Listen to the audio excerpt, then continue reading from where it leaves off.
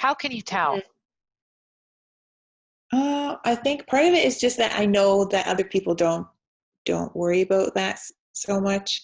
Hmm. That's one way that I can tell. And just, I guess, the feeling that I get if I don't do it.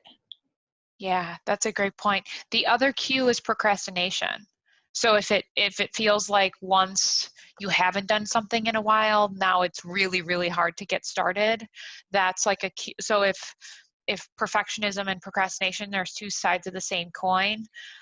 Needing to do something perfect makes you vulnerable to procrastinating that in the first place. And then once you start procrastinating, it gets harder and harder to live up to your standard of doing something perfectly.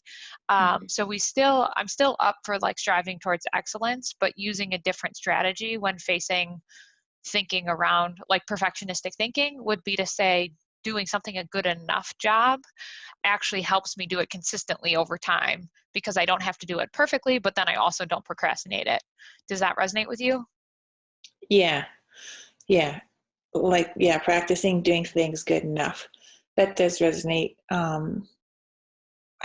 can see when I do that, Mhm. and sometimes I am able to do that, and then I'm proud of myself. So I just need to work on doing it more, especially now since I'm home and I have more opportunities to practice. Yeah, that sounds like a good attitude. Do you want to say more about what the feeling is when when there's like a just not just right feeling?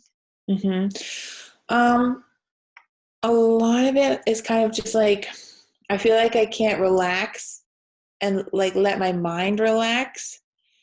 Like I feel like I have to keep reminding myself of something. Like I make a lot of lists too in my phone, um, to remember things, and that started at a young age.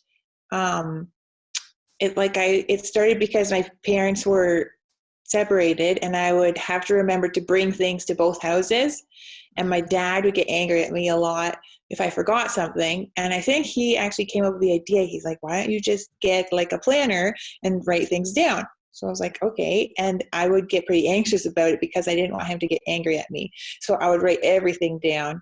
And that has just continued. And if I think of something, I immediately have to write it down. Then my mind feels kind of free to relax.